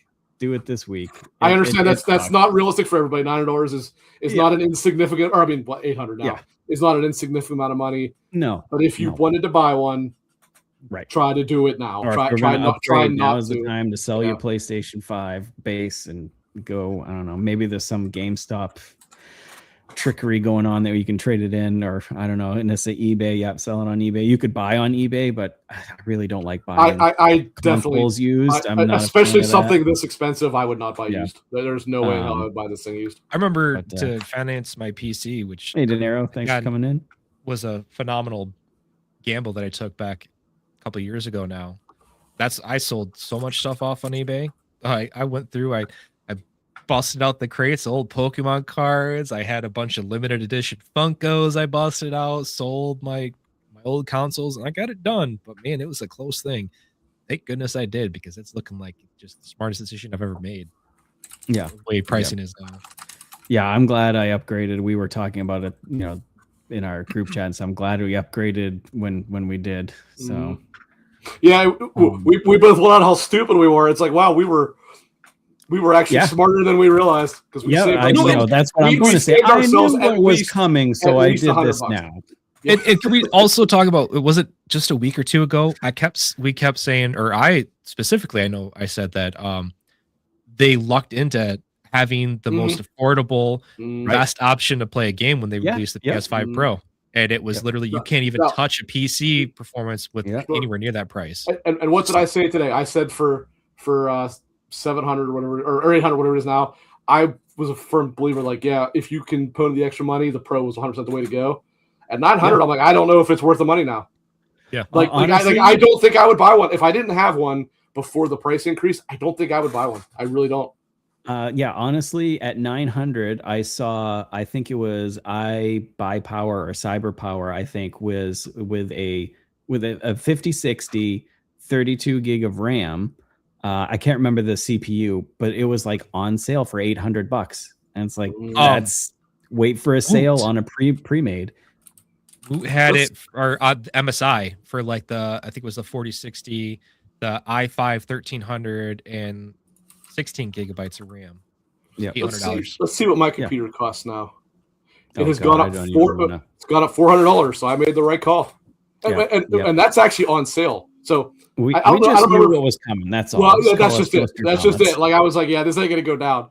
I paid $3,000. What was that, Clint? Like middle of January, something like that, maybe. It was this year. It was this year for sure. Yeah, it was this year. Yeah. And I was like, you know what? This isn't gonna go down. It's only gonna go up. Yeah. Right now, the exact same computer at Micro Center, which is where I bought it from, the regular price is $3,800. They have it on sale right now for $3,400. I paid $3,000. I think the regular price was maybe $3,200. So it has gone up $400 since I bought it just 2 months ago, 3 months ago, whatever it was. It's just so wild. It sucks. It sucks for the community and trying to get people into it, or people wanting to upgrade. Maybe they just got in from the basic. It just sucks to see. But all right, now on to maybe positivity. Some positivity. So So this week we saw the Xbox partner preview, which showed off some games. So we'll just kind of go through the list of games here and see what we thought on everybody's thoughts on it. So let's start right into it. Coming out of nowhere with an IP rebirth, so to speak. Hunter the Reckoning, Death Wish was revealed. Let's see, no date or anything. 2027, they said. Supposedly summer. Is a first-person action game set in the World of Darkness universe. It follows a group of hunters as they track down a vampire masquerading as a cop. And I thought the initial a video of this was pretty cool when you thought the cop was like a good guy, but then all of a sudden it was like not. So I thought that was cool. You? The second he walked in and I saw the guy, I'm like, oh yeah, he's gonna kill him. Or I didn't know he was a vampire at the time, obviously, but I was like, oh yeah. I didn't know it was the vampire thing. And then when he did show as a vampire, I was like, ooh, is this something like new? But no, it was like Hunter. I was like, I'll tell you what I started to think it was. I was thinking it was, what's that game? Is it Bloodwalker? Is that the name of it? The Dawnwalker, whatever it's called. I was thinking they were showing there was like a modern day thing to it, but then it ended up being obviously not that. That would have been kind of cool. Yep. Yeah, that's kind of what I thought they were like going to reveal. Yeah. Any interest in this, even though we really didn't see too much from you gentlemen? I'm intrigued. I mean, it's something new, something different. Yeah. I mean, granted, not really different. I mean, you got all the vampires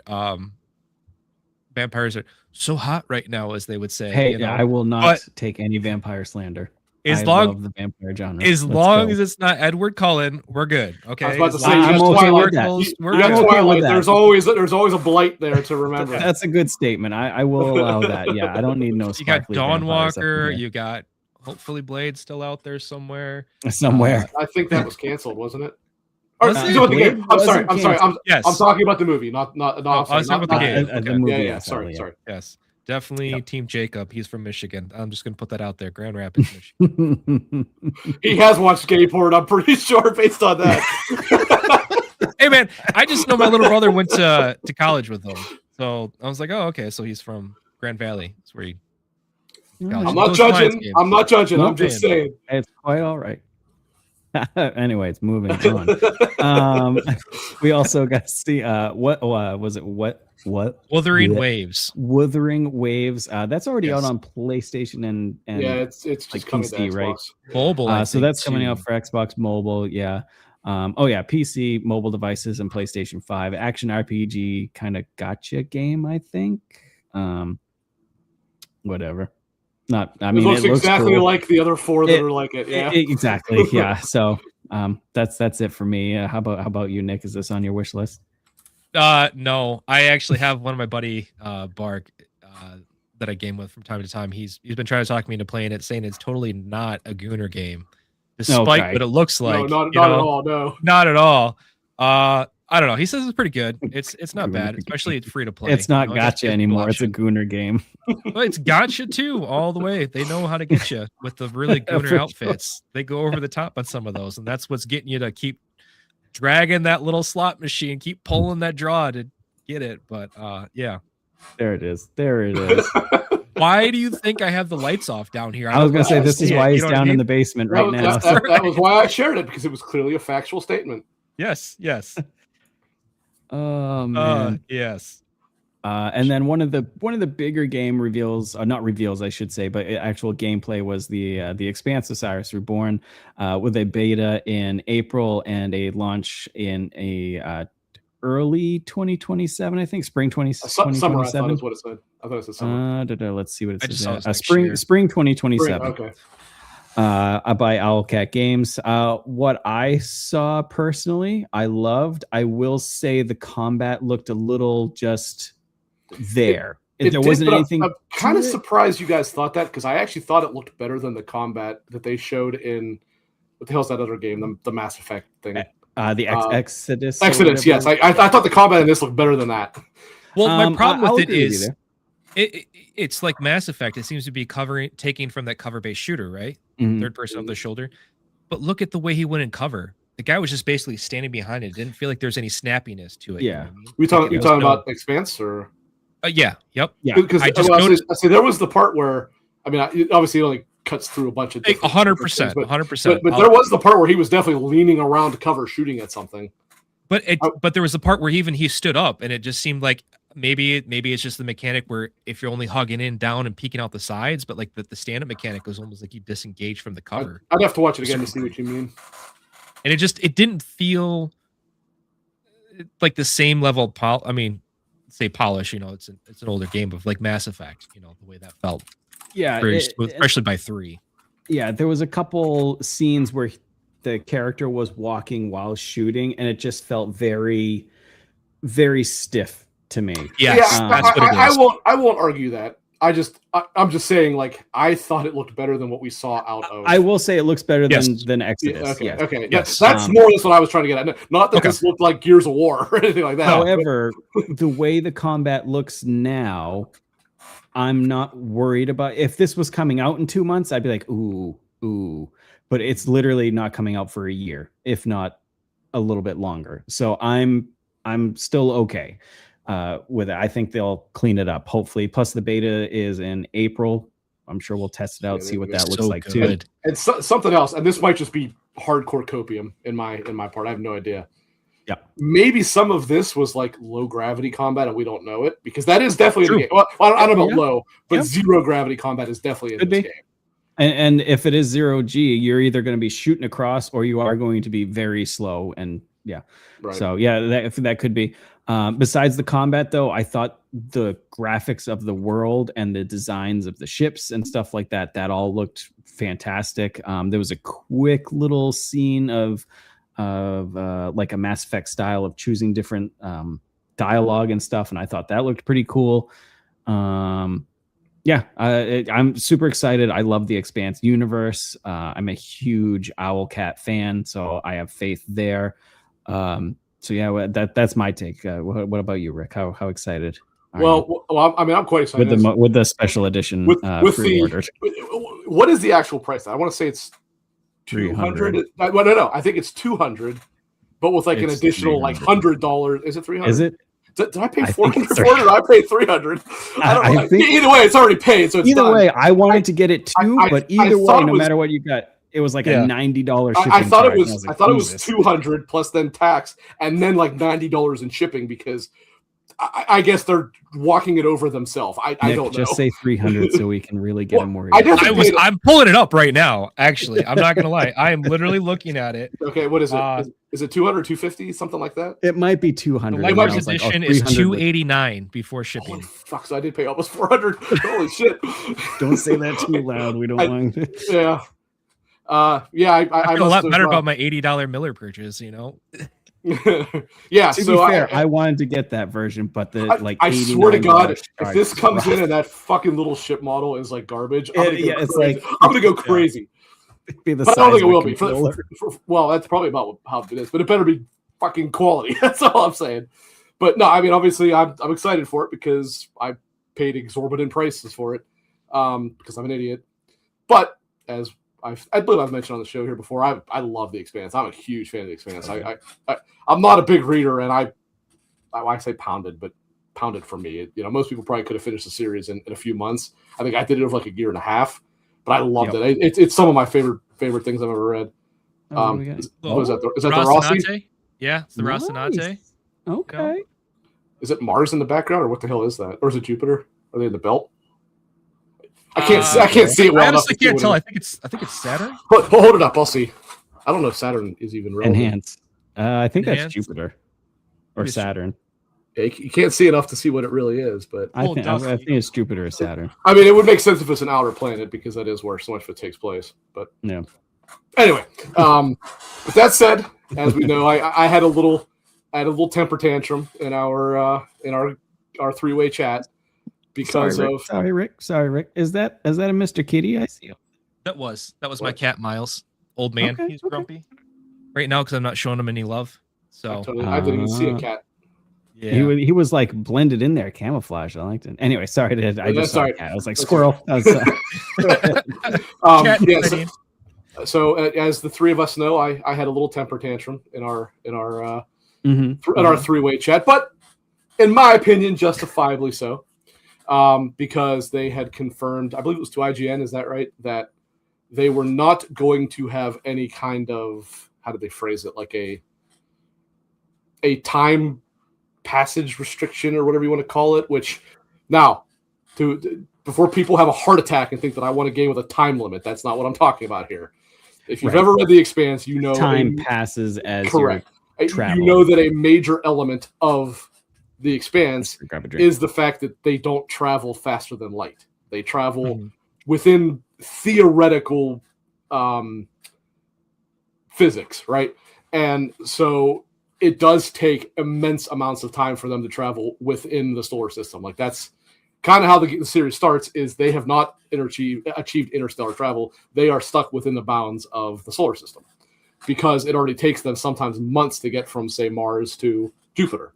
Well, you got to figure most of the time they're only running at 1 to 2 Gs. Right, because they can't do it for long periods of time because it destroys their bodies and stuff like that. Have the juice. Which is an absolute massive part of the lore to this. And so again, I'm not saying I want a time limit, but I was hoping for something like you're at this part of the game. Now you have, say, 3 months until the next major element's needed. Do you want to go to Mars and do this mission, or do you want to go to Saturn and Ganymede or whatever and do this? And so I kind of was hoping that they would find a way to implement that part of the lore, because I always liked that element of it. But it's not the end of the world. I'm not saying I dislike the game because of it. I just was a little bummed out to hear that, because I did specifically want that element of Expanse's lore to be implemented into this game somehow. So it was kind of a bummer to find out that it wasn't. No. And now that you've explained it that way, I was like driving, and I know you were going off on a tangent and text. I understood. You know the meme where someone's holding a phone that's that long? Like, that's what it was like. I can't read 20 paragraphs right now, Rick. But now that you explain it like that, especially where it's choice-based, as they're saying that it's very choice, it would have been cool to be like, hey, because of time, if you go to Saturn for this mission, 20 people are going to die on Mars. Right. I could kind of see that. And because the time limit of, let's just say, the Belters blowing up this planet happens in 3 months, you can't do both. You can only do one or the other. Again, I'm not saying I wanted a time limit, but by no means do I want a time limit. Right. I'm simply saying, I wanted that element of the lore somehow implemented into the way the game plays. That was kind of a bummer because, when you read the books, like, that is a major element of how and why they can address things. Like, they lose contact with people because they're so far away they can't get messages to them and stuff like that. So, or even the celestial bodies in between. Sure, right. Sometimes it just interrupts their what do they call them? Tight beams, I think is what it's called in the Expanse. Yep. God, the Expanse is so good. Go read the Expanse. Go read the books, and if you don't like reading, watch the series. The series is pretty solid. It's at the very least, read that's what I'm talking about. That's what I'm talking about right there. I have them all too. I just stopped watching after the 4th. At the very least, read probably up to the 3rd. You'll be hooked after that, but you'll at least get the hardcore sci-fi. The first 2 are probably my favorite books, but outside of Cibola Burn, which is the 4th, I did actually like every book of that. I do have to say, one of my favorite things is just how the last book ends. It is very weird how it ends. No. The very last line, like the epilogue. Oh. From I don't remember. From Amos, yeah. Yes, and that's it. Because what is it they always say about Amos? He's last man standing. If he is dead, everyone else is dead. He will always be the last man standing. And for that to be the end of the book, I was like, what's the name of the last book? I don't remember the name of that book is. I'd have to go. I couldn't tell you the name off the top of my head. I can see what the line is. So good though. Fantastic. Oh yeah, okay, yeah, I do remember saying that. Yeah. Yep. They kind of leave open the possibility of potentially doing like a sequel series if they wanted to or something. Yeah. Yeah. Right. Yep. So good. So yeah, very excited for that beta the 22nd. And then hopefully spring 2027. That is a surprisingly early beta. I thought the beta would be like 3 months before it. So I wonder if they're going to update the beta. I don't know. Or I mean, it's also good that the beta is that early because maybe they'll get enough. They'll have enough time if there is something really terrible with the system that they can fix it. Hopefully, so if feedback wise, so that's good. Next we have developer Perfect Garbage. What a great name. Publisher Bloomhouse Games, a cozy gaming horror basically called Grave Seasons, a farming sim with a dark twist. Kind of looked like almost like a Stardew Valley type of thing, but with horror, which is fine. I think. I mean, it's not for me, but I mean, it's cool. I'm sure there'll be people that want it. Any of you guys? I like Graveyard Keeper. That's actually Graveyard Keeper is pretty solid. You know what I mean? And that's right in the same vein. So I think that I'm intrigued. Was this the one that I thought it was something else? You thought it looked good at first, and then you were like, no. You said it was too. You thought it was too Stardew Valley, and then you're like, oh wait, never mind. There's dark vibes to it. No, it's not the game I thought it was. Oh, okay. I thought it was. Hold on, I'll tell you. It was something that's kind of a big upcoming indie game. It's not that game though. Where's my wish? There it is. The game I thought it was is not Cult of the Lamb or anything. No, Cult of the Lamb's out. This is something that's not out yet. Oh, that's right too. Emberville. I thought it was Emberville. Oh, I know which one you're talking about. Because it kind of looks like that at certain points. Yep. And Emberville, I'm like, that looks really good, except there's a little too much Stardew Valley to it. But this wasn't that. However, it does still look like it has a little too much Stardew Valley for what I kind of like out of games. So yeah. So it's cool that it's coming out. I don't know if it'll be maybe on my Ally, maybe depending on reviews, but it looks cool. I'm glad to see like a horror aspect to it. Then we've got the Serious Sam's coming back. Not exactly the way I want it to come back. I like the Serious Sam, shut off my brain, blow everything up, and this kind of does look like the same thing. But it does look like it seems to be a roguelite 4-player shooter type of thing. Mm-hmm. From what 5. I saw on there. What's that? Oh, was it 5? The announcement said 5. I thought. Or not, okay. It could be 5. Information came out later. Yeah, it could be 5. I think that's out this year, right? 2026. But no exact release date. Yep. Then we have RGG with Stranger Than Heaven. Hell yeah. Sweet. Looks great. It's RGG. What more can I say? Nothing else you need to say. That's all I need to say. I was interested because when I first saw this, I thought it was just in that one era. So it looks interesting that it's going 5. through. It was like 5 decades. Yep. So that's kind of cool. Because I wonder how much that's going to change, like gameplay between them. I wonder if like each person's gonna have like a different style type of thing, or is it a different person, or is it the same guy across 5 different eras? Right. Yeah, well, that's another question too, obviously. So I don't know. But I was intrigued. Sorry, go ahead. No, go ahead. I was just gonna say I was intrigued by the trailer. It seemed like there was like the combat may have been a little improved. I'd mentioned that it seemed like they were really leaning heavily into like the grapple mechanics, which seemed to be maybe a new thing that they're going to be bringing into this game. You said I meant to look into it. I forgot.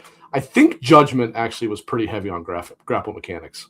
Really? I could be wrong. Yeah, because Judgment was supposed to be the game that continued the real-time combat, and then Like a Dragon was going to do the turn-based. But then whatever that actor's name is, his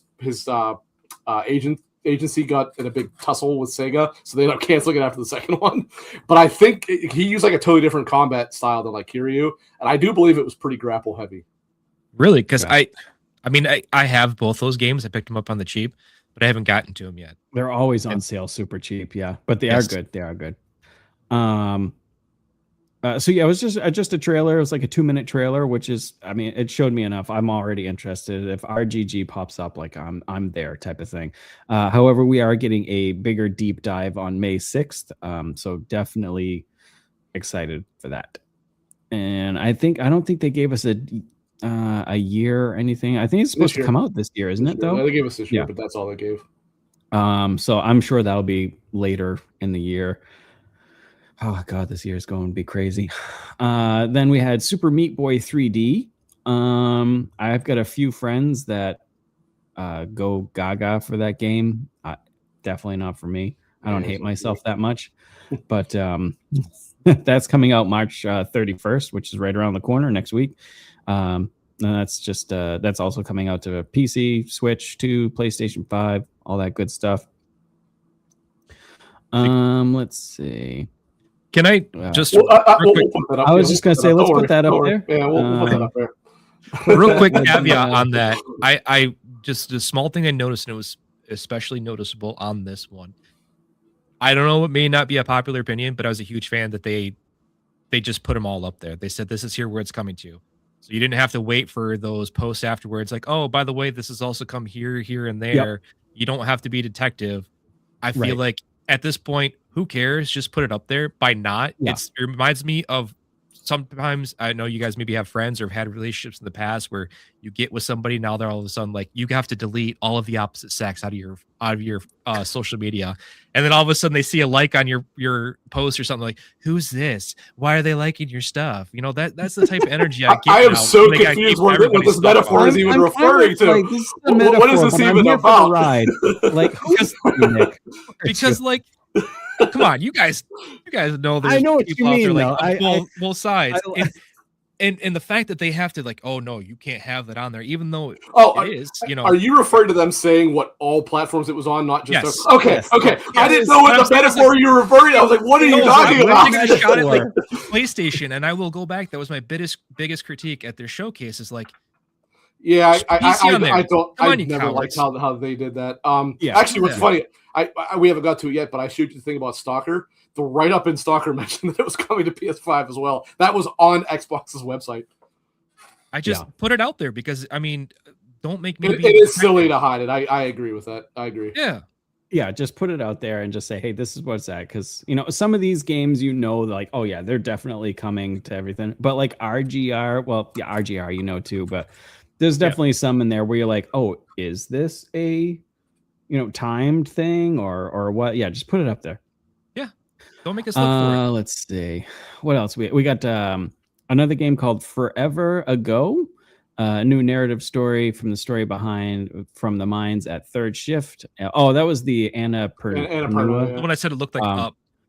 Yeah, it looked kind of like Up for sure. Not for me. I'm sure definitely an audience for it. Probably not for me. Ascent to Zero trailer, that was pretty good, but that's an action roguelite. And I know Rick was originally, I think you were kind of, that was like the one that could like neon type of combat. It was like very bright and stuff. What? Yeah, at first you were like, yeah, this looks kind of cool. Ascend to Zero. But then I was like, oh, this is action roguelite. And so this thing. Yeah. No. I was never interested in this. What are you talking about? Oh, I thought you said you were. No. Whatever. My heart skipped a beat when Dispatch showed up because I thought it was already on Xbox. I didn't know it wasn't. That's why I said I was like, calm your tits, dude. This is not. Oh yeah, it was all caps. Let's fucking go. I was excited. So actually play anywhere. I'm glad it's coming out more places. Once again, this is a game style that I have zero interest in, to being one of the best and most fun games I've played ever. So I was excited. For more Xbox sales, people. Get a second season. Give me season 2. I need more Invisigal. I need it. Yep. Okay, simp, calm down over there. No, I think I actually think it has sold pretty well, so I'm sure there will be. Yeah. Yep. Anyways, before I start gushing over Invisigal anymore, Rebellion also comes out with a kind of like a survival extraterrestrial. Looked like it was based on Mars, but I don't think it was specifically saying it was Mars, but it's like an alien first-person shooter. This is when Nick said that Doom 3 was his favorite Doom because it looks like that. Loud and proud. Do not unsubscribe from us, please. Yes. And I was so excited for this because it gave me those Doom 3 vibes. It did. As soon as you said Doom 3, it did give me like, yeah, I can see that. And let's talk about the name. How cool is the name? Alien It's Death Storm. Alien Death Storm. Yeah. You know what I It's mean? pretty good. Come on. It's pretty good. And I do like Rebellion. Their last one, Atom Fall, was decent. The last I forgot about that one. Yeah, that one was good. The last Atom Fall was some- decent. The last Sniper the last Elite two was Sniper kinda- Elites kind of sucked, unfortunately. Put some but- heavy metal riffs in the background while you're, Do it. shooting up some aliens. Do it. Please. That comes out in 2027 though, so that's still far out, but it looks pretty good. Looks pretty good. We got the old Frog Squad leaping onto Xbox. I believe this one was just Xbox though, because they were playing like with an Xbox controller and stuff on their on this game. It's like a party game where you solve Slap. puzzles with tongues. Which is Well, I they're could fun. go into something there, Yeah, but this I'm is- not going to. This has been an interesting episode. This there are lots of puzzles. I'm fucking done. Jesus. You can now you better be able to play Keepy Uppy and Bluey's Happy Snaps. I don't know. I wondered if it's going to be kind of like a riff on Pokemon Snap style. Maybe. Bluey and Bingo The Bluey are game or added the other again. game? The What's Bluey that? game. The Bluey Because game. of the fact that it mentions Happy Snaps. He's running around with the camera and the way it's kind of moving across. So, I mean, Yeah. you could either say Pokemon Snap or you could say, was it the pervert ride on, no, What is this? What is with this episode? fucking episode? you know what I'm talking about? The Sicko Snap. No, The Sicko Snap on, you guys ever play Infinite Wealth? I have Yes. not. No. Okay. If you go on the Metro, you play a game called, Oh my Sicko god, Snap. yes. and it's Yes. the old guys and they're out there in their underwear and you guys Yes. take pictures of it like it's Pokemon Snap. Yes. That's right. Oh my god, I can't believe I blocked that out of my mind. I'm not looking for a new podcast home I sooner or soon. can Just, see you know, man. I'm starting to get a little concerned about my co-host. Talking about Bluey into old men taking pictures of old men. Yeah. You hear it first, folks. That's coming out to everything in the fall 2026. I'm sure it'll be big, especially for the kids and stuff. So I will say This is a now, What? I was actually pretty impressed with the animation quality of what they showed, like in the Blue game. Like, Yeah. I'm not even joking. I was like, that's Yep. considering this is a game that they could shit out because they know kids will want to play just because it's Blue. right. Like it actually looks like they put some effort into it. Yeah. I will say Yeah. they actually do a much better job with the Bluey games than they do with like any of the Paw Patrol games that they put out there. There's Yeah. only been one Blue game, only one Blue game, hasn't there been? So far, I think there was yeah. 2. I thought there was. I only know of the one that's on Game Pass right now. My son loves to play it. Yeah, it came Yeah, out it's like on 2 its or 3 years rotation. ago. Yeah. Next one of the bigger ones, Stalker 2 announced its new DLC coming out in this summer. May I have the And- floor? Yeah, I was going to Retrofit? say because Rick, Yes, you this would is- this notice is some Rick. stuff. So this is all Rick. Now I like the game, but I still need to play it more. Rick is the Stalker 2. Okay, I don't know if you're done yet. Yeah, I so couldn't think of a word. aficionado. Aficionado. Thank you. Very much. Well, I actually can't believe that's the same word you were thinking of. I just kind of pulled that one out of my ass. Yeah, so I mentioned about that Xbox write-up thingy. I did read it because oddly enough, they didn't really explain much about this aside from what they kind of showed in that brief little trailer. Interestingly, number one, they did confirm that there is also going to be a second DLC pack. This is the first, there'll be a second. They were comparing how this is to what, like, I don't know if it's going to be this big, but like what Clear Sky and Call of Pripyat were. They were saying, like, you got, what was the first one called? Call of Chernobyl. Then you had Clear Sky, then you had Pripyat, and that made the first trilogy. Heart of Chernobyl, which is 2, whatever this one's called. I don't remember the name of this is. And then whatever the eventual third one is will be the second trilogy. Cost of Hope. This one's called. What? Sorry, again? This one's called Cost of Hope. Cost of Hope, okay. They didn't really go into much detail as to whether there are.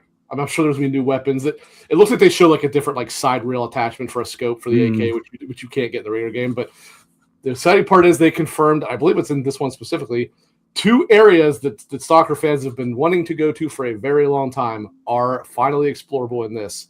And that is the Iron Forest, which I don't actually really know what that is. I have to look that up. And more importantly, the Chernobyl nuclear power plant, baby. It's We super can cool. finally go in there Definitely excited for that. because that is something that genuinely Stalker fans have wanted to do forever. In fact, when I first found out about Stalker, I thought you actually were in that, and I was disappointed to find out that you were not. But this is very exciting. I was wondering if it was like a separate launcher, if you will, from within the game, but they did say in the middle of your existing game, you will get a message on the PDA that will allow you to start this. I assume that would begin your going to these 2 new areas. But pretty exciting. I was kind of expecting them to announce the next Stalker like big patch, and they didn't do that. I have to assume that there's still going to be a large update between now and that DLC's release, because they still have about half of that roadmap to go, and I could see that DLC maybe having the whatever you call it, the Unreal Engine like next update for it or whatever, which is supposed to make like a lot of optimization improvements. But they did say that they're going to be adding like binoculars and stuff like that. And they still haven't done it, so I can see that coming sooner, but we'll see. Either way, pretty exciting. Glad to know that it's honestly further out than I thought it would be. I kind of thought it would be pretty soon because that game's been out for 1.5 years already, but it's not too far away. They said summer, so I'm guessing June, July, somewhere around there. Definitely excited. Go ahead, Nick. Clutch was asking about multiplayer. Was supposed to get multiplayer? I thought they talked about it and decided not to do that. I thought that's I thought that's what they said. And I see something about the Warzone. Yeah, they're not even in Ukraine anymore. I don't think. I think they're in Cyprus now. Or at the very least, they're not in. They used to be in Kiev, I think. If anything, they're in like far western Ukraine. They're nowhere near the war anymore. Yeah, that's good. But a more Stalker. I need to play it more. I do like it for sure. I just need to play it more. But always good to see content, and of course, being able to go to Chernobyl is going to be the actual plant is going to be awesome. So, and actually, something I didn't mention here. So, a major thing of the Stalker games, both of them, or all of them, is that most of this stuff was like laser scanned of the actual the exclusion zone in real life Chernobyl. Yep. And I always assumed actually a major reason why they couldn't do it is because still to this day people are not allowed even in the reactor. Right. I mean, obviously you're not allowed where it's irradiated. But the sarcophagus has been there for decades now, so it is actually relatively safe to go to certain areas.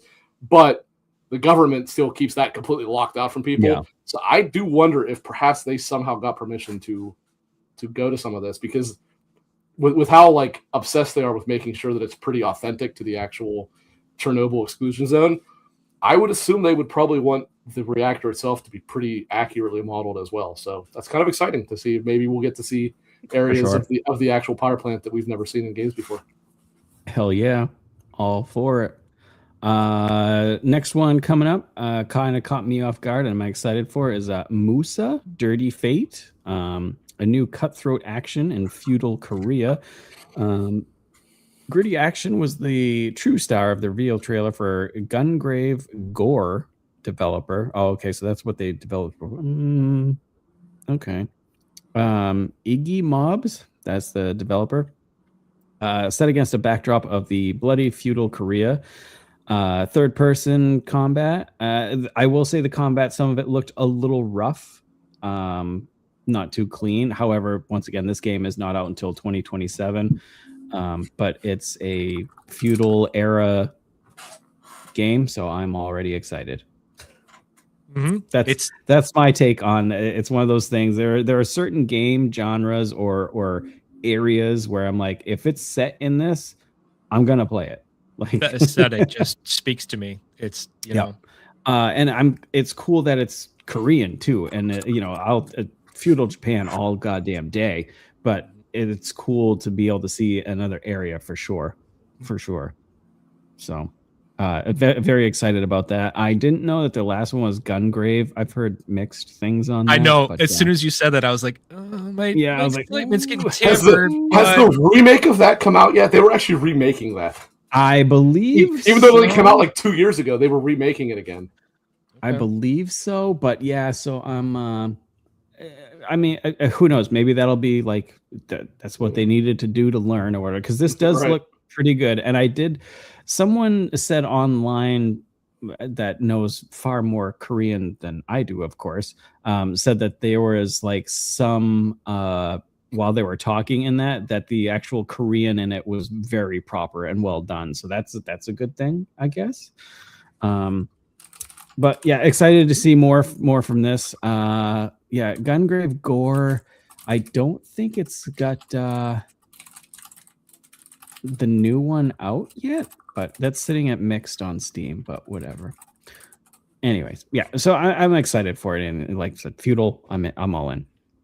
Another trailer for The Eternal Life of Goldman, which also has a demo up on Steam. It's kind of like a very almost like Ghibli side scroller platformer. I will admit I've seen a lot of people wax poetically about it. Especially like our Baguette Bro was one of those, talked about it a lot, and Nicholas Johnson is a big one on that one. As it went on, like initially I was like, oh, it's a platformer, it's not really my thing, but like as it went on, the art style really started to like it got grittier and grittier, and I was like, this is actually kind of cool. I think doesn't it have like a kind of like mature and sad story? It's supposed to be like it's real whimsical looking, but it's not real like it's supposed to be. And that's what they started off very whimsical, and then it kind of started going. You're like, okay, I kind of like this a lot more now. I don't know if that game style's for me, but yeah, I played the demo and it's pretty solid. Definitely try it out. Probably another Silk song. No, okay, all right. He's not even paying attention. So sorry, I was typing, but I caught the joke. Yeah, I got it. So you could see his ears per Silk song. Silking it would be proud. Silking it would be proud. But that comes out 2026 on all platforms. No exact date in 2026, but it's coming. Definitely check it out if you're like a Studio Ghibli fan or that type of art. Definitely check it out. We also saw Vaunted was revealed, a stylish new sci-fi RPG. It was an RPG. Okay. I don't remember this one. Yeah, Vaunted? It was. Yeah, that's the one that looked kind of weird. The chat was all like Concord 2.0. Yeah, I didn't think it was an RPG. I thought it looked more like an XCOM. Yeah, XCOM. It was almost like the evolution or the sci-fi version of, was it the Marvel?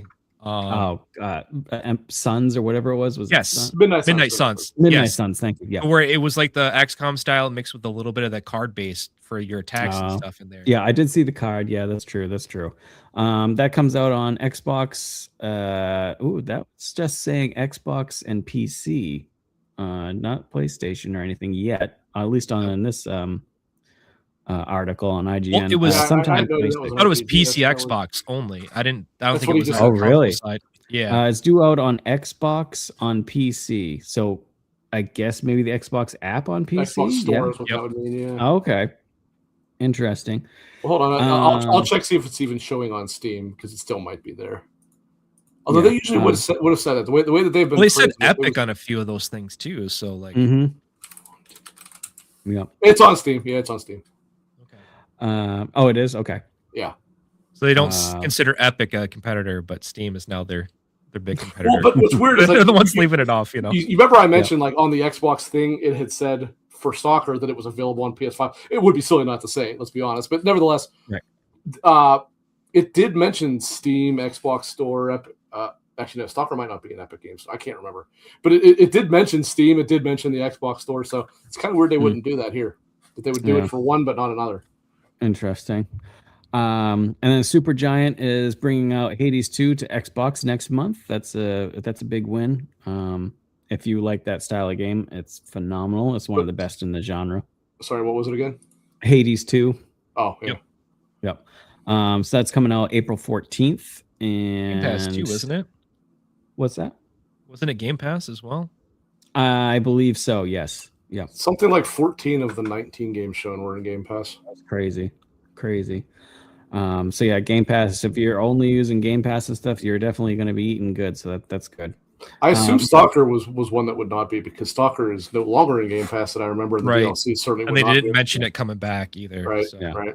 But it was Play Anywhere. So that's right, which it did not used to be. So that's actually kind of a new addition. Right. But in the IGN article on this one too, it's just saying Xbox and PC. It's also on Switch too. already, but it's not saying PlayStation, which it's got to be coming to PlayStation the same date, I would think. What are you talking about? Vaunted still? Or? Hades 2. Oh, No, Hades 2. Oh, I would think it's coming out to PlayStation at the same time. I would think so, yeah. But and then we've got Artificial Detective. No, it's already on PlayStation, I think. What's that? No, it's already on Switch too. Switch and PC. I know it's on Switch. I think it's on PlayStation as well. I don't think so. But no. It is also set for release on PS5 and Series X in April. Same. Okay. I thought it actually already was. I didn't realize that. That's where they didn't say that in there. Yeah, I don't know. Some of these, Harry, I'm giving them props, and then they just they. Well, to be fair, they might have just said get over it. They picked and chose, which made it even more confusing than it was before. But not this IGN article might be being a little nitpicky. And then one of the last game here on the list is Artificial Detective. This one looked pretty cool. A third-person adventure game starring a robot detective. The debut trailer reveals a story that digs into the disappearance of humanity, teasing a case that players will get to crack wide open when this launches on PC, PlayStation 5, and Xbox Series S and X on 2027 at some point. I loved the art style in this. I thought it looked super cool. And then Nick had found out that it's from developers from Control and Dead Space. What was the other game? Control. Yeah. So some high pedigree there. So high hopes for this one. I felt like some of the gameplay felt artificial for this artificial detective game. It felt what they showed of the combat, I thought looked awful, unfortunately. So definitely interest. I think the concept's pretty cool, and learning the demise of humanity could be. I like the half robot deer thing. I thought that was kind of neat. Yep. Yeah, that the was world cool. just seems super interesting. I don't know, lore wise, I feel like they could do a lot of cool stuff in there. Yeah, I liked that like that red cube when I think I messaged you guys when it came out of falling out of something and kind of grew up. I was like, oh shit, it's Knack. Out of the deer, yeah. Yeah. Yep. I was like, it looks like Knack 3 or whatever. I think it could definitely be cool. And then, like I said, once Nick found out who the developers were, even a little bit more excited. So keep that one checked. 2027. Overall, pretty solid for a partner. I think there was a game for everybody in there. Mm-hmm. So I think it was pretty solid. My favorite part about that, one after another. Yeah, bing.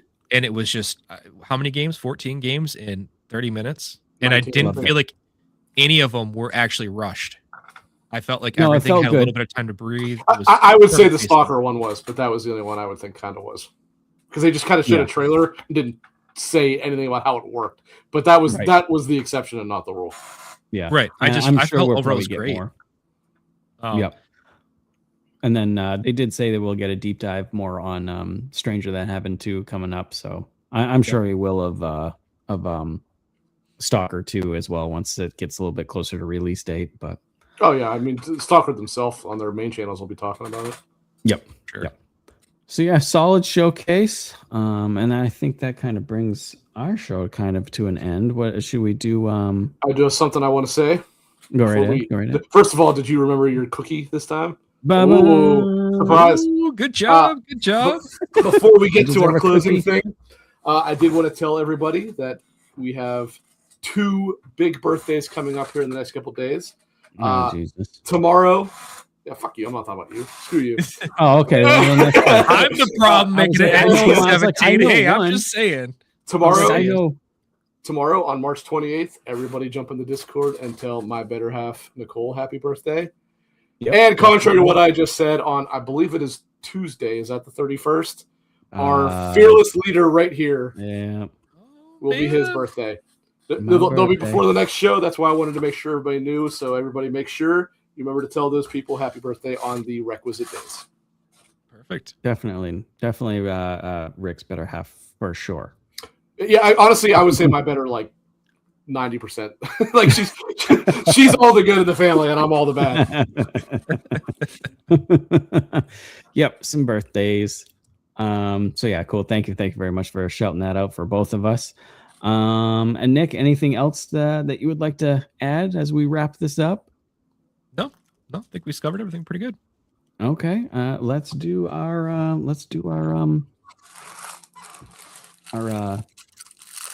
your 111th birthday, Clint. Are you gacked? Did you actually understand that reference? I have no idea if anybody even knew what that meant when I said it. Nope. I don't think he's a Japanese artist. Clint, you would know who he is. He's who played Genesis in Crisis Core. Okay. But he's very weird. Yes. Like he says he was born in like 480 AD or something like that. Yes. He's very, very strange. That was why I said that. All right, let's go. No, we're not learning Chinese today. So for this weekend, don't forget to express your love to those who matter most. This is such a weird episode. Yep. Especially if you add in bed to the end of those. And adding on to that, you will find your horizons suddenly broadened. In bed. So I guess yeah. I guess it knew what your fortune was and decided to add on to it. In another video. There's another one. Your future looks bright. In bed. This is all like connected. I like it. Right? It. Hey, some actually, decent decent ones this week. Some synergy. I think I gave the vibes out earlier in the show, so then it knew where to go with their fortunes. That's all. Oh, you gave off some vibes earlier, that's for sure. Yeah. Oh, that's funny. All right, Freight, Nick, where can everybody find you? You can find me Twitch, YouTube, all the socials, Freight Conductor. I'm just about everywhere. Beautiful. Rick, how about yourself? South? Is that what you just said? I said, Rick, how about you? Oh, Maybe I broke up or something. Butch 4969 everywhere, pretty much. Clint Norris, you? Spreading the nerd everywhere. I don't even have like my own thing anymore. It's just all Spreading the Nerd. Just type in Spreading the Nerd for YouTube, Threads, TikTok, all that good stuff. Anywhere. I'll be there. I'll talk. He has assimilated into the channel. I'm like the Cartman Trapper Keeper type of thing. I am just engrossed. You're Shodan for Spreading the Look Nerd. at you running through my hall, hacker.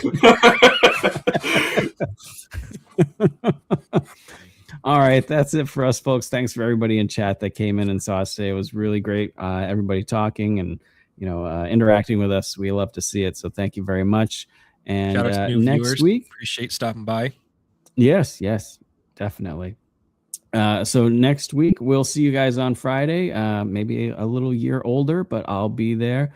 Jose from the nerd chat did the same thing. I'm not sure what that is, but hopefully that's a good thing. The assimilation. Oh, the assistant. Okay, yeah, then that's fine then. Okay, good. Yeah, as long as it's a good thing, I'll stick with it. That's cool. So yeah, thank you very much, everybody, and we will see you next week. Until then, have a good one.